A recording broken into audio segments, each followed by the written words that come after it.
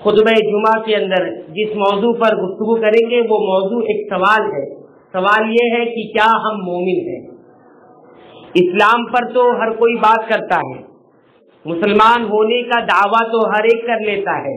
اسلام چونکہ ظاہری چیز ہے، ظاہر میں چند اعمال کیے جاتے ہیں جس کی بنیاد پر ہم ایک دوسرے کو مسلمان کہہ دیتے ہیں اور ایک دوسرے کے بارے میں اسلام یا مسلمان ہونے کا ہم سچ تسلیم کر لیتے ہیں. لیکن چونکہ ایمان ایک باطنی چیز ہے، دل کے اعمال کا نام ہے، اندر کی چیز ہے، تو اسے پہچاننا ذرا مشکل ہوتا ہے، اسے جاننا بڑا مشکل ہوتا ہے. اور دوسری بات یہ کہ ایمان ایک ایسی شے ہے جو نظر تو نہیں آتی لیکن جنت میں جانے کا سب سے بڑا سبب ہے، سب سے بڑا ذریعہ ہے، سب سے بڑا راستہ ہے. ایمان کے بغیر جنت ممکن ہی نہیں. جنت کا حصول، جنت کا مل جانا یہ بغیر ایمان کے ناممکنات چیزوں میں سے. اللہ نے یہ قانون، یہ دستور بنایا ہی نہیں کہ انسان بغیر ایمان کے جنت میں چلا جائے. تو آج ہم اس سوال پر غور کریں گے کہ ہم مسلمان تو ہیں لیکن کیا ہم مومن بھی ہیں؟ کیا ہمارے اندر ایمان بھی ہے؟ وہ ایمان جو ایمان نبی کریم صلی اللہ علیہ وسلم نے بتلایا ہے، وہ ایمان جو قرآن حکیم نے بتلایا ہے، کیا وہ ہمارے اندر ہے؟ سورہ البقرہ کی ابتدائی 20 آیات اگر اس کو غور سے ہم دیکھیں گے، غور سے اگر ہم پڑھیں گے، اس کے ترجمے پر غور کریں گے تو اس میں بہت ساری باتیں ہیں. وہیں اس ابتدائی 20 آیتوں کے اندر، شروع کی 20 آیتوں کے اندر انسانوں کی 3 قسموں کا ذکر کیا گیا ہے کہ دنیا میں پائے جانے والے انسان کیسے بھی ہوں، جیسے بھی ہوں، لیکن 3 قسموں سے نہ کم ہو سکتے نہ زیادہ ہو سکتی. 3 قسم کے انسان اس روئے زمین پر بستے. پہلی قسم ہے ایمان. پہلی قسم جو انسانوں کی ہے وہ ہے ایمان والے، اور ایمان والوں کا ذکر اللہ رب العالمین نے صرف 4 آیات کے اندر کیا ہے جو آپ حضرات کی خدمت میں پڑھی گئی. دوسری قسم کے انسان جو اس روئے زمین پر بستے ہیں وہ ہے کافر انسان، جو اللہ کو نہیں مانتے، رسول کو نہیں تسلیم کرتے، اور ان کا تذکرہ صرف 2 آیتوں کے اندر اللہ رب العالمین نے کیا ہے، اس کے علاوہ اس کا تذکرہ نہیں کیا ان ابتدائی 20 آیتوں کے اندر. تو 4 آیات میں ایمان والوں کا ذکر ہے، 2 آیات میں کافروں کا ذکر ہے، اور اس کے بعد جو آیات بچتی ہیں وہ 13 آیات ہیں. 13 آیات میں تیسرے گروہ کا ذکر ہے. پہلا گروپ تو ایمان والوں کا، دوسرا گروپ کافروں کا، کفار کا، ایک خالص ایمان والے اور ایک خالص کفار. تیسرا جو گروپ ہے وہ ہے منافقین کا، جو بظاہر میں ایمان والا کے گروپ میں نظر آتے ہیں لیکن اندر سے یہ گروپ کس میں سے ہے؟ کفار میں سے ہے. لیکن چونکہ یہ ظاہر کچھ کرتے ہیں، باطن کچھ ہوتا ہے، دکھاتے کچھ ہے، اندر کچھ ہوتا ہے، اس لیے اس گروپ کا تذکرہ اللہ تعالیٰ نے 13 آیتوں کے اندر کیا ہے. تو ایمان والوں کا ذکر اور ایمان والوں کی صفات اور کوالٹی کا ذکر 4 آیت میں، اور 2 آیت میں کفار کا ذکر، اور 13 آیات میں منافقین کا تذکرہ کیا ہے. گویا یہ گروہ اتنا خطرناک ہے، اتنا جو ہے خطرناک، اس کی خطرناکی، اس کی تباہکاری اتنی زیادہ ہے کہ اس کو اللہ رب العالمین نے ان کی صفات کا کئی ایک صفات کا ذکر کیا ہے. تو ہم آخر کے 2 گروپ کو ہم بات نہیں کریں گے کیونکہ ہمارا تعلق ایمان والے گروپ سے ہے، ایمان والی جماعت سے ہے، ایمان والے انسانوں سے ہے، تو ہم اس کا ذکر کریں گے. اللہ تعالیٰ ابتدا کرتے ہیں آیت کی، الف لام میم ذالک الکتاب لا ریب فیہ. الف لام میم یہ وہ کتاب ہے لا ریب فیہ جس کے اندر کوئی شک نہیں، یا جس کے اللہ کی طرف سے ہونے میں کوئی شک نہیں، کوئی شبہ نہیں ہے.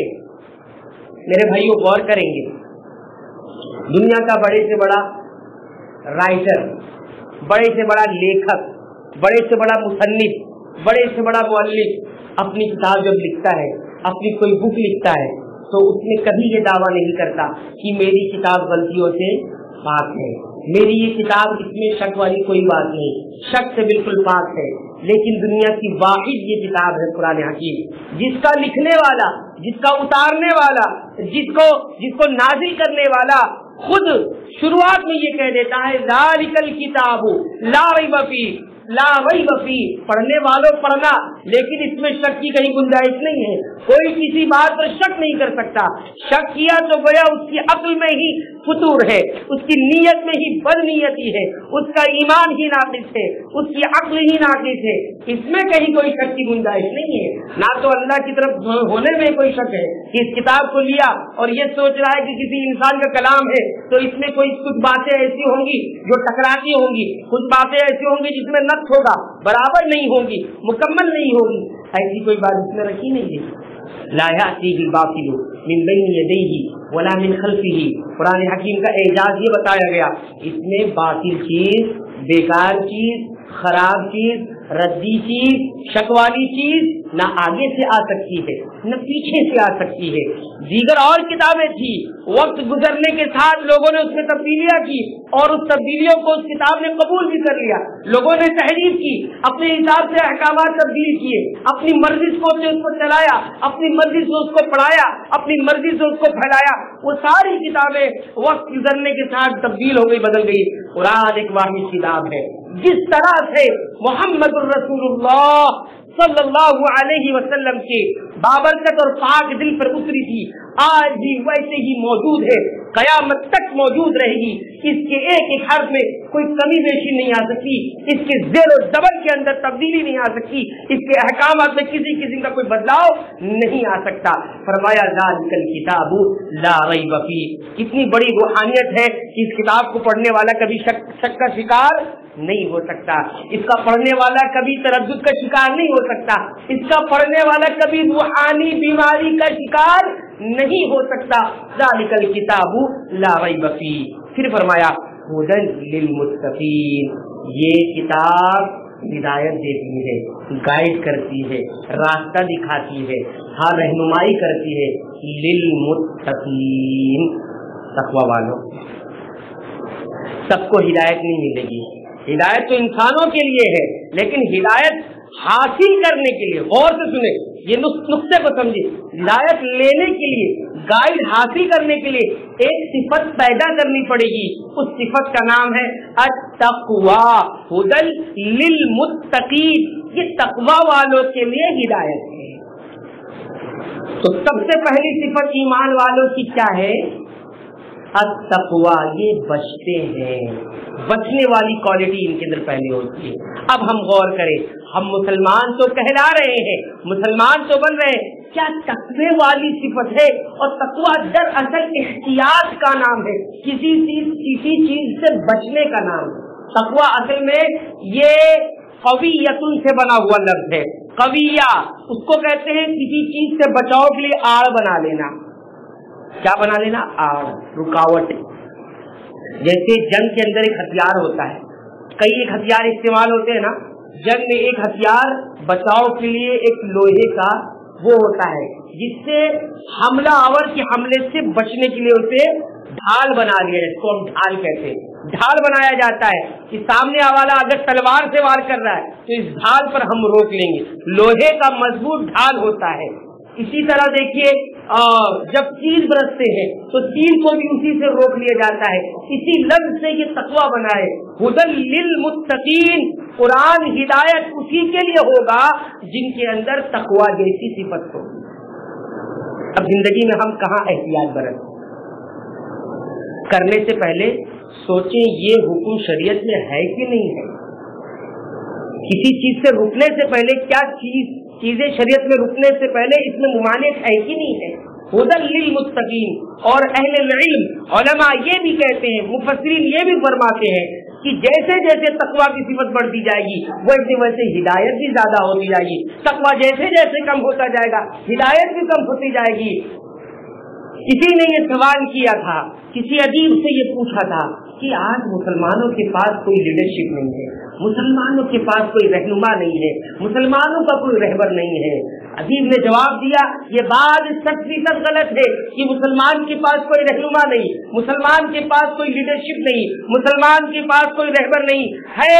जगह जगह पे उसके पास रहबर है, जगह जगह उसके पास रहनुमाई की चीज है, वो किताबुल्लाह है, अल्लाह की किताब है। लेकिन मुसलमानों ने उसको अपना रहबर बनाया ही नहीं, मुसलमानों ने उसको अपना रहनुमा बनाया ही नहीं। हर बात पे कुरान की मुखालिफत, हर बात में कुरान के अहकामात की मुखालिफत। कुरान के अंदर है सूद से बचो, मुसलमान सूद में पड़ा हुआ है। कुरान में है पर्दा करो, हिजाब करो, मुसलमान खवातीन न हिजाब करती है, न आंखों की पर्दादारी है, न जिस्मों की पर्दादारी है, न शर्म व हया का लिहाज है, और बहुत सारे। कुरान कहता है शिर्क से महफूज रहो, मुसलमान शिर्क में लथपथ है। कुरान कहता है बिदअतों से बचो, मुसलमान बिदअतों में पड़ा हुआ है। तो जगह जगह मुखालिफत है। जब उसको रहनुमा बनाया नहीं तो इंसानों की रहनुमाई की क्या जरूरत है, इंसानों की रहबरी की क्या जरूरत है। हुदल लिल मुत्तकीन, ये कुरान उन लोगों के लिए हिदायत है जो तकवा इख्तियार करते हैं। हमें गौर करना होगा, हम बज़ाहिर मुसलमान तो है, लेकिन क्या हमारे अंदर तकवा है? तकवा गुनाहों से बचने का नाम, अल्लाह की नाराजगी से बचने का नाम। फिर आगे कुछ सिफत और जिक्र है, फरमाया अल्लज़ीना युमिनून बिल गैब, मुसलमान मुत्तकीन वो होते हैं जो गैब पर ईमान रखते हैं। अनसीन, दिखाई नहीं दिया, लेकिन मोहम्मद सल्लल्लाहु अलैहि वसल्लम ने बताया अल्लाह का वजूद है, हम ईमान रखते हैं हाँ अल्लाह है। ये मोहम्मद सल्लल्लाहु अलैहि वसल्लम ने बताया जन्नत बरहक है, हम ईमान रखते हैं हाँ जन्नत बरहक है। मोहम्मद सल्लल्लाहु अलैहि वसल्लम ने बताया कि जहन्नम बरहक है, हम ईमान रखते हैं कि हाँ जहन्नम भी बरहक है। मोहम्मद सल्लल्लाहु अलैहि वसल्लम ने हमें बताया कि फरिश्ते बरहक है, हाँ हमने तस्लीम किया फरिश्ते भी बरहक है। मोहम्मद सल्लल्लाहु अलैहि वसल्लम ने बताया मुझसे पहले भी बहुत सारे अंबिया आए, नूह आए, ईसा आए, मूसा आए, ये तमाम अंबिया आए, हमने माना तस्लीम किया आए। तौरात नाज़िल की गई, हमने मान लिया, तौरात भी है।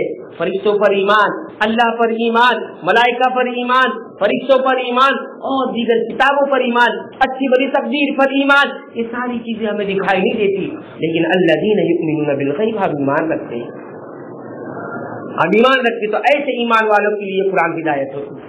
फिर फरमाया अल्लज़ीना युमिनूना बिल गैब व युकीमूना सलात, ये तीसरी सिफत है, सलात कायम करते हैं। ईमान वाले वो होते हैं जो सलात कायम करते हैं। अब यहाँ पर गौर करें, कुरान हकीम ने ये नहीं बतलाया कि नमाज पढ़ते हैं, नमाज पढ़ने का जिक्र नहीं है। वो युकीमूना सलात, सलात कायम करने का जिक्र है, सलात को कायम करना, इकामतुस सलात का जिक्र है। पूरा कुरान आप पढ़ जाइए, आपको ये हुक्म कहीं नहीं मिलेगा कि नमाज पढ़ा जाए, नमाज पढ़ा जाए। नमाज पढ़ने का हुक्म नहीं है मेरे भाई, नमाज कायम करने का हुक्म है। सलात को समझने का और सलात को कायम करना, ये दोनों अलग हुक्म है। सलात कायम करने का मफहूम बहुत वसी है।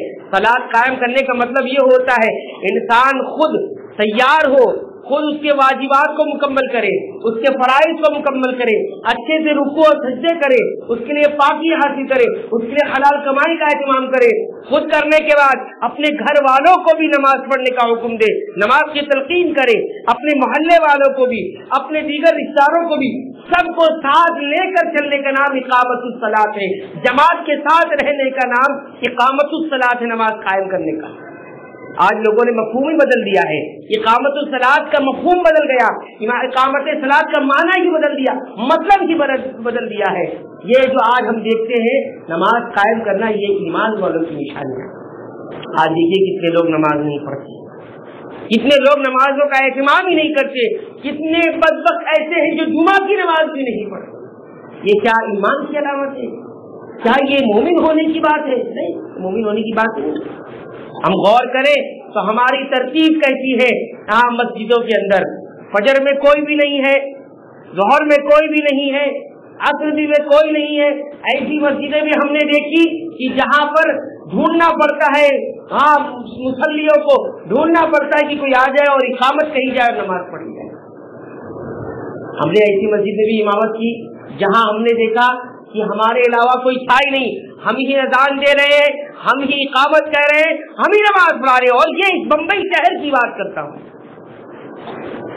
अल्लज़ीना युक़ीमूना सलात, ईमान वालों की पहली सिफत ये बताई गई कि वो सलात कायम करते हैं। बहुत सारे ऐसे भी मुसलमान हैं जो खुद तो नमाज पढ़ते हैं, वो सोच रहे हैं कि हम नमाज कायम कर रहे हैं, वो नमाज पढ़ रहे होंगे, लेकिन वो इकामत सलात नहीं है।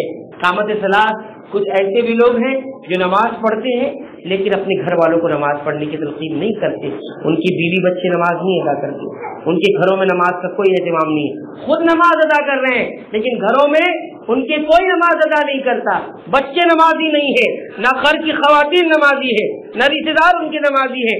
कितने लोगों को वो नजरों से देखते हैं कि नमाज नहीं पढ़ते, लेकिन नमाजों का हुक्म नहीं देते, उन्हें नमाजों की तलकीन नहीं करते, हिकमत से उनको दावत नहीं पहुंचाते कि जो मुसलमान होता है, मोमिन होता है, वो सिर्फ अपनी फिक्र नहीं करता। सूरह अल अस्र के मुताबिक मोमिन सिर्फ अपनी फिक्र में नहीं रहता है, वो तवासौ बिल हक़्क़ि व तवासौ बिस सब्र, वो खुद भी सब्र हक पर रहता है और हक दूसरों को बताता है, दूसरों को हक पर लाता भी है। आज गौर करें, हम कितना दावत का काम करते हैं, हम खुद नमाजी है तो नमाज की दावत कितना देते हैं, अगर हम सच्चे हैं तो सच्चाई की दावत कितनी देते हैं। क्या हम सच्चे हो जाएं तो सब झूठे हो जाए? हम सच्चे हो गए तो मामला ये है कि सब झूठे हैं, हम नमाजी हो गए तो मामला ये हो गया कि सब बेनमाजी है, हम तकवा वाले हो गए तो माना ये हो गया कि सब कोई तकवा वाला नहीं, सब बस परहेज है। ऐसा नहीं। फिर आगे फरमाया अल्लज़ीना युमिनूना बिल गैब व युकीमूना अस्सलात व मिम्मा रज़क़नाहुम युनफ़िक़ून व मिम्मा रज़क़नाहुम, और वो तमाम रिज़्क़ जो हमने उन्हें अता किया है, युनफ़िक़ून, वो खर्च करते हैं। तीसरी अलामत ईमान वालों की ये बताई गई कि वो माल खर्च करते हैं, माल खर्च करने वाला। और ये भी नहीं कहा कि अपना माल खर्च करते हैं, बताया वो मिम्मा रज़क़नाहुम, जो हमने अता किया है। तो देने वाला कभी ये न सोचे कि मैं अपना माल दे रहा हूँ, मैं वो माल दे रहा हूँ जो माल मुझे अल्लाह ने अता किया, अल्लाह के अता किया हुआ माल ही मैं अल्लाह की राह में दे रहा हूँ, मैं अपना कुछ नहीं दे रहा हूँ, मुझे मिला था मैंने उसे दिया है। वो मिम्मा रज़क़नाहुम युनफ़िक़ून। तो तीसरी सिफत उनकी क्या है? तक़वा हुई, इकामत से ईमान बिल गैब हुआ, इसी तरह इकामत सलात हुआ। चौथी सिफत क्या होगी? खर्च करना है। यहाँ पर एक गौर करने की चीज ये है कि अल्लाह ताला ने ईमान बिल गैब के बाद, यानी गैब पर ईमान रखने के बाद सलात का जिक्र किया, सबसे पहले नमाज का जिक्र किया। नमाज अल्लाह के हुक्म में से सबसे बड़ा हक है। तौहीद के बाद सबसे बड़ा हक अल्लाह का क्या है? नमाज है। आज इंसान नमाज को अलग किए हुए कहता है नमाज पढ़ने वाला तो चोरी भी करता है, नमाज पढ़ने वाले तो झूठ भी बोलते हैं, नमाज पढ़ने वाले सीधी कारोबार भी करते हैं, नमाज पढ़ने वाले तो बेईमानी भी करते हैं। क्या करेंगे नमाज पढ़कर? क्या करेंगे नमाज? मेरे भाई, ये जो सारे गुनाह आप गिना रहे हैं, ये ताल्लुक इनका अलग है। नमाज पढ़ना एक अलग चीज है। नमाज अल्लाह के हुकूक में से एक हक है, और जो अल्लाह के हक को मारेगा वो कहाँ से चैन से, वो किसके हक में मिटा कर डाल सकता है? ये जो हुकूक गिना रहे, ये हुकूक तो बंदों के हुकूक है। बंदों के हुकूक में क़यामत में भी दो अलग अलग सवाल है। एक सवाल जो सबसे पहले किया जाएगा बंदे से, वो नमाज का किया जाएगा, नमाज में ठीक था कि नहीं। जो नमाज में ठीक हो गया, अल्लाह के हबीब मोहम्मद रसूलुल्लाह सल्लल्लाहु अलैहि वसल्लम फरमाते हैं सब में ठीक हो गया। नमाज ही ठीक नहीं है तो कैसे दूसरी चीज ठीक होगी? नमाज ही सही नहीं है तो सारी चीजें कैसे सही होगी? और बंदों के हुकूक में सबसे पहले सवाल जान का होगा, कत्ल का होगा। जिसको कत्ल किया गया ना, उसका सवाल पहले होगा। तो ये बंदों के हुकूक में से, और अल्लाह के हुकूक में सबसे बड़ा सवाल। तो गौर करने की बात यहाँ ये बताई गई कि अल्लाह ताला ने ईमान बिल गैब के बाद किसका जिक्र किया? इकामत सलात का, सलात कायम। और सलात कायम करने के बाद कुछ और नेकी जिक्र करता, लेकिन अल्लाह ने खर्च का जिक्र किया। क्यों? इकामत सलात अपने लिए जीना है, अपने लिए जीना है।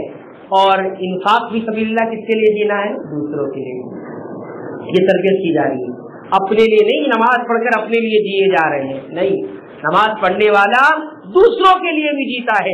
तो ये जज्बा हर इंसान के जहन में होना चाहिए कि मैं नमाज पढ़ने वाला हूँ, वही मैं खर्च करने वाला भी हूँ। और खर्च करने के लिए मेरे भाइयों किस चीज की जरूरत पड़ती है? माल। ठीक है।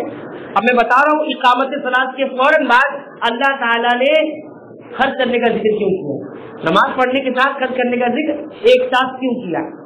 खर्च करने के लिए किस चीज की जरूरत है? माल। और माल हासिल करने के लिए किस चीज की जरूरत है? मेहनत की जरूरत है। और मेहनत करने के लिए किस चीज की जरूरत है? वक्त की। और वक्त को मैनेज करने के लिए किसकी जरूरत है? वक्त को टाइम मैनेज करने के लिए किसकी जरूरत है? एक शेड्यूल की जरूरत है। वो शेड्यूल हमें कहाँ से हासिल होगा? नमाज़ों से। ये है इसमें बारीक नुक्ता।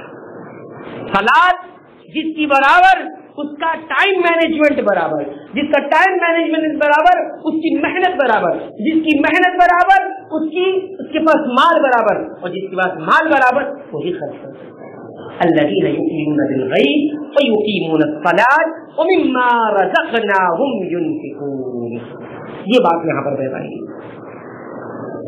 اس کے بعد ہم دیکھیں گے کہ ایمان کے قوی ہونے کی کیا علامتیں ہیں۔ یہ تو صفات ہم نے ذکر کر دی، اب ہم یہ غور کریں گے کیا ہمارے اندر ایمان ہونے کی علامتیں پائی جاتی ہیں۔ تو اہل علم میں 8 علامتوں کا ذکر کیا ہے، 8 علامت یاد کر کے جائیں۔ یہ 8 علامت ایسی ہے اگر کسی انسان کے اندر پائی جاتی ہے تو وہ ایمان والا ہے۔ نمبر 1، ایمان والا ہونے کی پہلی علامت یہ ہے کہ ایمان والا اللہ اس کے رسول جس چیز کو پسند کرتے ہیں اس کو اوپر رکھتا ہے، اور جو اس کا نفس اس کی خواہش پسند کرتی ہے اس کو نیچے آگے بڑھاتا ہے۔ مومن مسلمان کی بات نہیں کرتا، مسلمان چونکہ زیادہ تر ظاہری اعمال میں دکھتا ہے، نماز، روزہ، حج، زکات، شہادتیں جو زبان سے اقرار کرتے ہیں، یہ سب ظاہری دکھائی دینے والی چیز ہے، یہ ہر کوئی کر لے گا۔ لیکن یہ علامت کہ اللہ تعالیٰ اور اس کے رسول جو چیز کو محبوب رکھتے ہیں، پسند کرتے ہیں، ایک مومن اس کو آگے کرتا ہے، اور جو اس کا نفس اس کی خواہش پسند کرتی ہے اس کو نیچے کرتا ہے۔ یہ پہلی علامت۔ اپنی زندگی میں آپ دیکھیں ہمیں کیا کیا نہیں پسند ہے، لیکن ہم یہ دیکھتے ہیں کہ وہ شریعت کے خلاف ہے، پھر بھی ہم اس کو چھوڑتے نہیں، ہماری خواہشات بڑے بڑے گاڑیوں کی ہے، ہماری خواہشات بڑے بڑے بنگلوں کی ہے، ہماری خواہشات فلاں چیز حاصل کرنے کے لیے، اور ہم جانتے ہیں اگر وہ چیز حاصل کریں گے تو ہمیں حرام کمائی کا سہارا لینا پڑے گا، لیکن ہم اس سے بھی گریز نہیں کرتے اور لیتے ہیں کہ نہیں لیتے۔ لیکن ایک مومن اسے سب گوارا ہے، دنیا کی ساری مصیبتیں گوارا ہے، دنیا کی تمام تنگیاں اسے گوارا ہے، لیکن اللہ اس کے رسول کی جو محبوب ترین چیزیں اسے چھوڑنا گوارا نہیں ہوتا ہے۔ تو پہلی علامت مومن کی یہ ہوتی ہے، پہلی علامت، پہلی نشانی، پہلی پہچان کہ وہ ہر وہ چیز جو اللہ اس کے رسول کو پسند ہے، محبوب ہے، اسے اوپر کرتا ہے، اور اپنی خواہشات کو جو پسند ہے اسے نیچے کرتا ہے، اسے حاصل میں نہیں۔ دوسری علامت، دوسرے نمبر پہ جو پہچان ہے مومن کی وہ یہ ہے کہ اپنی جان کو بھی خرچ کرتا ہے وہ اللہ ہی کے لیے، اپنے مال کو بھی خرچ کرتا ہے اللہ ہی کے لیے، اپنی سستی چیز کو بھی خرچ کرتا ہے اللہ کے لیے، اپنی مہنگی چیز کو بھی خرچ کرتا ہے اللہ ہی کے لیے، سب کچھ اللہ ہی کے لیے کرتا ہے، یہ مومن ہوتا ہے، یہ مومن ہوتا ہے۔ اور بڑی ناانصافی ہوگی اگر ہم اس سلسلے میں حضرت خبیب بن عدی کا واقعہ ذکر نہ کریں۔ خبیب بن عدی، انہیں کفار نے پکڑ لیا اور گھسیٹتے ہوئے لے گئے اور لے جا کر انہیں سولی پر چڑھایا، باندھ دیا سولی پر، اور موقع دے رہے ہیں، کہہ رہے ہیں اے خبیب تمہارے پاس ایک موقع ہے۔ کیا موقع ہے؟ موقع یہ ہے کہ اپنی زبان سے صرف اتنا کہو، کیا کہو؟ یہ کہو کہ کاش میری جگہ محمد صلی اللہ علیہ وسلم۔ اب آپ غور کریں مومن کی شان کیا ہوتی، مومن کیسا ہوتا ہے۔ کہا گیا اتنا کہہ دو کہ ہم اتاریں گے تمہیں، بڑی عزت کے ساتھ چھوڑ دیں گے۔ صرف کہنے کی بات ہے، ہم تو یہ بھی نہیں کہتے کہ دل سے کہو چھوڑ دو اپنا دین، نہیں، صرف اتنا کہہ دو اے کاش میری جگہ محمد آ جائیں اور میں بچ جاؤں، مجھے نجات مل جائے۔ اب تاریخ لکھنے والوں نے ان کے الفاظ بھی نقل فرمائے، یہ واقعہ بیان کر رہے ہیں سعید ابن عامر الجمحی، وہ بیان کر رہے ہیں کہ میں نے دیکھا کہ حضرت خبیب سے کہا جا رہا ہے کہ تم اتنا کہہ دو کہ کاش محمد میری جگہ پر آ جائے اور مجھے نجات مل جائے۔ ان کی زبان سے الفاظ لکھے واللہ اللہ کی قسم، قسم ہے اس ذات کی جس کے قبضے میں میری جان ہے، تم یہ کہتے ہو کہ میری جگہ محمد آ جائے مجھے نجات مل جائے، میں تو اس بات کو بھی گوارا نہیں کرتا کہ محمد صلی اللہ علیہ وسلم کے پیروں میں ایک معمولی سا کانٹا چبھ جائے اور میں گھر میں اپنے اولاد اپنے مال و دولت سے آرام سے بیٹھا رہوں، میں تو اس کو بھی گوارا نہیں کرتا، تم نے یہ کون سی بات مجھ سے کہہ دی ہے؟ اور کہتے ہیں کہ میں نے پھر وہ منظر بھی دیکھا کہ ساری عورتیں، سارے بچے، سارے بوڑھے، سارے جوان کفاروں کے چلا رہے تھے اقتلو اقتلو، اس کو قتل کیا جائے، اس کو مارا جائے۔ اور کہا ہم نے وہ منظر بھی دیکھا کہ کفار نے ان کے ایک ہاتھ کو کاٹا، پھر کہا اب بھی بول دو تمہارے باقی اعضاء بھی سلامت رہیں گے۔ انہوں نے کہا نہیں واللہ میں تو اس بات کو بھی گوارا نہیں کرتا کہ محمد صلی اللہ علیہ وسلم کے پاؤں میں ایک معمولی کانٹا چبھ جائے اور میں اپنے گھر میں بیٹھا رہوں۔ کہتے ہیں دوسرا بازو بھی کاٹا، اس کے بعد بھی وہی کہتے رہے، تیسرا بازو بھی کاٹ، پیر بھی کاٹا، پھر بھی ویسے رہے۔ ان کو کاٹ کے ایسے لٹکا سولی کو لٹکتا ہوا چھوڑ دیا، لیکن ان کی زبان سے اور دیکھتے دیکھتے ان کے جسم سے ان کی روح پرواز کر گئی، لیکن میں نے دیکھا اس بندے مومن کی زبان سے ایک لفظ بھی، ایک شبد بھی نہیں نکلا، اور ایسے ہی وہ اپنے رب کی جان لیے۔ میں یہ دیکھتا میں بے چین ہو گیا، یہ کیسے لوگ ہیں جو اپنی جان گوارا کر دیتے ہیں دینا، اپنا مال گوارا کر دیتے ہیں دینا، لیکن اپنی زبان سے کبھی شریعت کے خلاف کوئی لفظ نہیں نکالتے۔ اور کہتے ہیں کہ ان کا واقعہ، ان کی وہ چیخیں کہ انہوں نے اللہ کی طرف ایک آسمان کی طرف رخ کر کے آسمان کی طرف نگاہ اٹھا کر کہا تھا کہ اللہ ان سب کا حساب لینا، ان سب کو شمار کر لے اور ان میں کسی کو نہیں چھوڑنا۔ کہتے ہیں میں بھی اس میں شامل تھا، میں بھی حالت کفر میں تھا، اور بعد میں جب میں اسلام لے کر آیا مجھے دن میں بھی انہیں کی وہ چیخیں سنائی دیتی، رات میں سوتا تو خواب میں بھی وہی دکھائی دیتی، ان کی چیخیں سنائی دیتی، میں بڑا بے چین ہوتا، اور میری بے چینی کا عالم یہ ہوتا کہ میں بے ہوش ہو جاتا تھا۔ تو ایک مومن کیسا ہوتا ہے؟ اپنے نفس کو، اپنی جان کو بھی اللہ کے لیے خرچ کرتا ہے، اپنی مال کو بھی اللہ کے لیے خرچ کرتا ہے۔ یہاں تو لوگ خواہشات کے لیے جان دینے کو تیار ہے، یہاں تو لوگ خواہشات کے لیے مال دینے کے لیے تیار ہے۔ لوگ ان خواہشات اتنی بڑی ہوئی ہے کہ دوسرے کا خون کر لے، دوسرے کو مار دے، دوسرے کا کپٹ کر لے، دوسرے کا قتل کر لے۔ یہ بات ہے، کیا ہم مومن ہیں؟ پھر سوال کریں کیا ہم مومن ہیں؟ ہم اپنی خواہشات کے لیے دوسروں کی زندگی تباہ کر دیں، پھر بھی ہم کہیں کہ ہم مومن ہیں؟ مومن اس کو نہیں کہتے ہیں، ہر چیز اللہ کے لیے خرچ کرنا۔ تیسری علامت مومن کی وہ ہے کہ مومن ہر اس انسان سے محبت کرے گا جس سے اللہ اور اس کے رسول محبت کرتے ہیں، ہر اس انسان کو اپنے سر کا تاج بنائے گا جس کو اللہ اور اس کے رسول پیار کرتے ہو، جس سے اللہ اور اس کے رسول محبت کرتے ہو، اور ہر اس انسان سے بغض رکھے گا، دشمنی رکھے گا جس سے اللہ اور اس کے رسول دشمنی رکھتے ہیں، اور جو اللہ اور اس کے رسول کی تکفیر کرتا ہو اللہ اور اس کے رسول کو نہیں مانتا۔ آج ہمارے یہاں اس کو ہم کہتے ہیں ولا اور برا کا مسئلہ، جس کو کہتے ہیں دوستی اور دشمنی۔ ہماری دوستی کس کے لیے؟ اللہ اور اس کے رسول کی بنیادوں پر، یا ہماری دوستی ہمارے مفاد کی؟ مومن، کیا ہم مومن ہیں؟ اب پھر سوال دہرائیے، کیا ہم مومن ہیں؟ ہماری دوستیاں کیا اللہ اس کے رسول کی ہوتی ہیں؟ ہم تو اللہ اس کے رسول سے محبت کرنے والوں سے بھی ہم نفرت کرتے ہیں۔ یہ بات بالکل صحیح ہے، اگر اس کو صحیح پیمانوں پر دیکھا جائے گا تو ہماری زندگی میں یہ چیز ہے۔ ولا اور برا کا مسئلے میں ہم بہت پیچھے ہیں، ہم بہت پیچھے ہیں۔ ہم جو ہے دوستی کی بنیاد اللہ اور اس کے رسول کی ایمان پر نہیں رکھتے، ہم اپنے ذاتی مفاد کے اوپر رکھتے ہیں۔ معاملہ بالکل برعکس ہے۔ یہ تیسری چیز ہوگی۔ چوتھی پہچان جو علامت ایمان کی جو ہے، نشانی جو ہے کہ مومن جو ہے قضاء اور قدر، تقدیر اور فیصلے اس پر راضی ہوتا ہے۔ جو کچھ بھی اس کی زندگی میں ہو رہا ہے وہ راضی رہتا ہے۔ مشکلیں آ رہی ہیں، اللہ کی طرف شکوے نہیں، گلے نہیں، کوئی چیز چھن گئی کوئی مسئلہ نہیں، اللہ کی طرف سے ہے، اللہ نے فیصلہ یہی کیا ہے، اللہ کی تقدیر، اللہ نے تقدیر میں یہی لکھا ہے، ہم راضی ہیں اس سے۔ اس میں کسی کی تنگی محسوس ہو، اللہ نے میرے ساتھ یہ کیا کیا، میرے ساتھ ایسا کیوں ہو رہا، میرے کو جاب نہیں لگتی، میرا روزگار برابر نہیں ہے، میری اولاد ٹھیک نہیں ہے، میرے ساتھ ایسا ہوا، میرے ساتھ ویسا ہوا، فلاں نقصان ہو گیا، فلاں مجھے ایسا کہا، فلاں مجھے ویسا کہا۔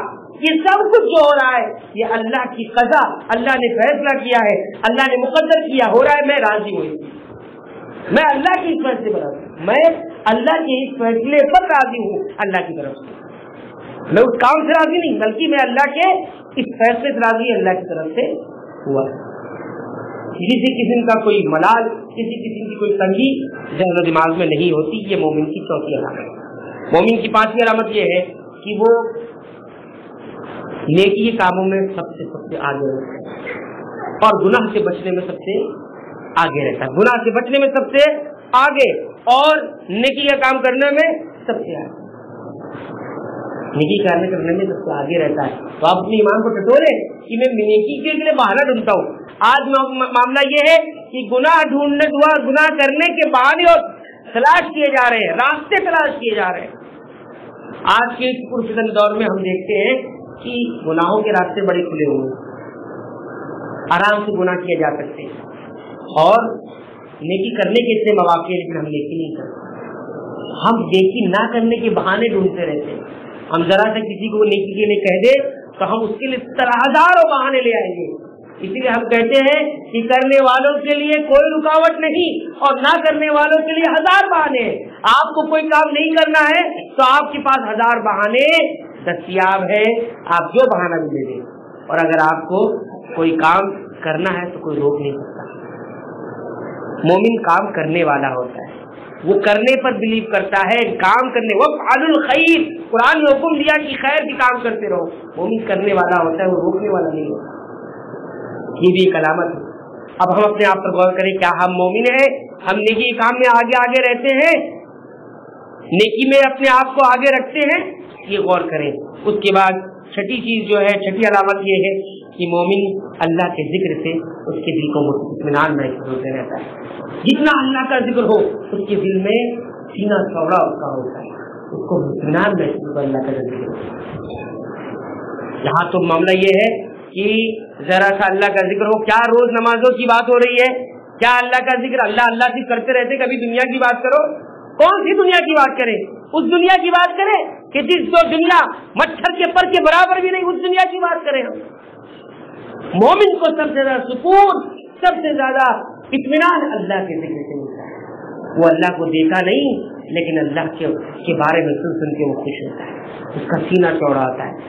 میرے پروردگار کا ذکر ہو رہا ہے، مجھے کھلانے والے کا ذکر ہو رہا ہے، مجھے پلانے والے کا ذکر ہو رہا ہے، مجھے آنکھیں دینے والے کا ذکر ہو رہا ہے، مجھے کان دینے والے کا ذکر ہو رہا ہے، مجھے ہاتھ دینے والے کا ذکر ہو رہا ہے، مجھے پیروں میں قوت دینے والے کا ذکر ہو رہا ہے، میرے دل کو دھڑکن چلانے والے کا ذکر ہو رہا ہے۔ یہ خوشی محسوس ہو، اللہ کا ذکر جتنا ہو اتنا سنا جائے، اتنا سنا جائے۔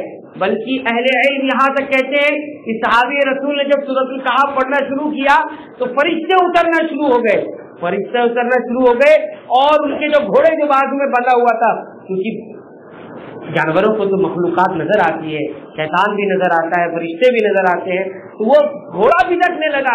انہوں نے تلاوت بند کر دی کیونکہ بازو میں بغل میں ان کا بچہ سویا ہوا تھا، کہیں گھوڑا اس بچے کو کچل نہ دے، نقصان نہ پہنچا دے۔ اللہ کے رسول صلی اللہ علیہ وسلم نے فرمایا اگر تم تلاوت بند نہ کرتے تو یہ فرشتوں صبح تک ایسے ہی موجود ہوتے اور ساری دنیا فرشتوں کو دیکھ لیتی۔ مومن اللہ کے ذکر سے اطمینان نہ اللہ کے ذکر کو سننا چاہتا ہے، اور اگر ہم ہمارا دل اللہ کے ذکر کو سننا نہیں چاہتا، ہم علم کی مجلسوں سے بھاگتے ہیں تو ہم مومن نہیں ہیں، یہ ہمارے ایمان میں نقص ہے، ہمارے ایمان میں کمی ہے۔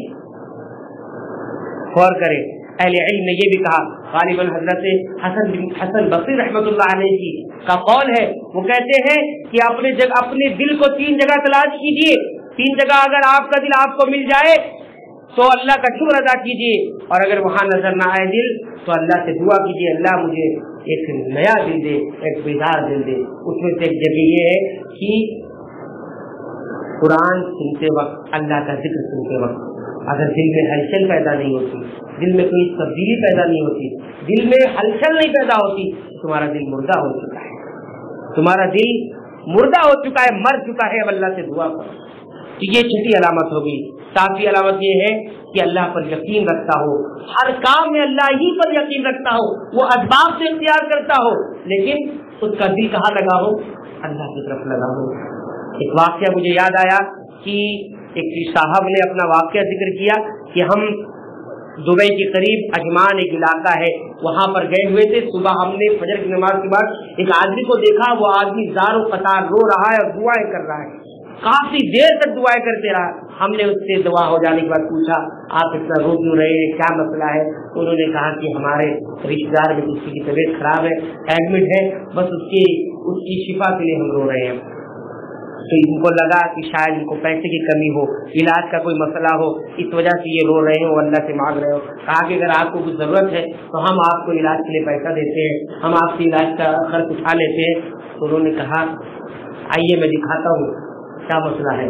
کہا یہ جو سامنے 4-5 فور ویلر کھڑی ہے میری، یہ جو بڑا سا سپر مارکیٹ دکھ رہا ہے یہ میرا، اور میرا جو رشتہ دار ہے وہ دبئی کے بڑے ہاسپٹل میں ایڈمٹ ہے، دبئی کے بڑے ہاسپٹل میں ایڈمٹ ہے، اچھی طرح اس کا علاج، بڑے سے بڑے ڈاکٹرز لگے ہوئے ہیں. یہ سب کرنے کے بعد بھی شفا تو یہ نہیں دے سکتے. شفا مانگنے کے لیے میں اللہ کے پاس، اگر وہ دے سکتے ہو تو دے دو، وہ دے سکتے ہو تو دے دو. یہ ہوتا ہے اللہ پر یقین. کہا شفا دینے والا یہاں ہے، میں یہ شفا جب تک نہیں دے گا، یہ میری گاڑیاں کچھ کام کی نہیں، یہ میرے سپر مارکیٹ کچھ کام کی نہیں، یہ ڈاکٹر کچھ کام کے نہیں. یہ ہم نے اختیار کر لیا، شفا یہاں سے ملنے والی، میں نے ان کو سونپ کے اللہ کے پاس آیا ہوں اور اللہ سے مانگ رہا ہوں. یہ تم دے سکتے ہو تو دے. ایسے بھی لوگ، یہ ہے ایمان کی علامت. اور آٹھویں اور آخری چیز یہ کہ مومن جو ہوتا ہے وہ نیکی کرنے کے بعد خوش ہوتا ہے، اور گناہ کرتے وقت سے بڑی تکلیف ہے. کیا گناہ کر لیتا ہے تو اس تکلیف ہے. اگر ہمیں نیکی کرنے کے بعد خوشی محسوس نہیں ہوتی ہم ایمان والے نہیں. نیکی کرنے کے بعد خوشی محسوس ہونا چاہیے. اللہ کے رسول صلی اللہ علیہ وسلم نے فرمایا مومن وہ ہے اس کی نیکی اسے خوش کرتی ہے، اس کا گناہ اسے رنجیدہ کرتی ہے. میں نے یہ کیا کر دیا، یہ مجھ سے نہیں ہونا چاہیے. تڑپتا رہتا ہے جیسے حضرت سعید بن عامر تڑپتے رہے کہ یہ مجھ سے کیا ہوا. ایک مومن کا قتل میرے ہاتھ سے ہوا، اور ان کے دور حکومت جب ان کو کوفہ کا گورنر جب بنایا گیا تو وہ بیہوش ہو جاتے مجلس میں بیٹھے بیٹھے. لوگوں نے کہا کہ یہ کیسا ہمارا گورنر ہے، یہ امیر کیسا ہے، یہ تو بات بات پر بیہوش ہو جاتا ہے. حضرت عمر نے طلب کیا کیوں بیہوش ہو جاتے ہو، کیا مسئلہ ہے، کوئی بیماری ہے؟ کہا کہ بتانا نہیں چاہتا تھا لیکن سن لو، اگر بتانے کی بات آ گئی ہے، مقدمہ دائر ہوا ہے میرے خلاف تو سن لو. یہ جو گشی میرے اوپر تاری ہوتی ہے، یہ بے ہوشی جو تاری ہوتی ہے نا، میں اپنے گناہ کو یاد کر کے روتا ہوں. میرے گناہ مجھے جب یاد آتے ہیں تو میں تڑپ اٹھتا ہوں، مجھے گشی تاری ہو جاتی ہے اور بے ہوش ہو جاتا ہوں. ارے ہم گناہ کر کے ہمیں تو دور تک ہمارے کانوں سے نہیں رہتی. کیا ہم مومن ہیں؟ پھر سوال دہرائے کیا ہم مومن ہیں؟ ایمان پر میرے بھائیوں کام کریں. یہ ایمان آپ کو ان مساجد سے ملے گا. مساجد سے جڑے، قرآن سے جڑے اور اپنے ایمان کی فکر کریں. آج پرفتن دور ہے، چاروں طرف فتنے ہیں، ہمارے ایمان کو نگلنے والے فتنے ہیں. ان فتنوں سے اپنے آپ کو بچاؤ، اپنے گھروں کو بچاؤ، اپنی اولادوں کو بچاؤ، اپنی نئی نسلوں کو بچاؤ، اپنے گھر کی خواتین ماں اور بہنوں کو بچاؤ. ایمان کی فکر کرو. ایمان کے بغیر کوئی چارہ نہیں، ایمان کے بغیر کامیابی نہیں. رب العالمین کی دعا ہے کہ جو باتیں یہاں کہی گئی ہوں رب العالمین اس میں کوئی کمی، کوئی کوتاہی، کوئی نفس کو غلطی رہ گئی ہو، رب العالمین نفس کی طرف سے ہوگا، شیطان کی جانب سے ہوگی. رب العالمین تو معاف فرما دے، درگزر فرما دے. جو باتیں حق ہے کتاب و سنت کے مطابق رب العالمین کی باتوں کو قبول فرما دے. ان تمام باتوں کو ہمیں یاد رکھنے کی توفیق عنایت فرما، ان باتوں پر غور کرنے کی توفیق عنایت فرما، اور ان باتوں کے مطابق عمل کی توفیق عنایت فرما. آمین. وآخر دعوانا الحمدللہ رب العالمین.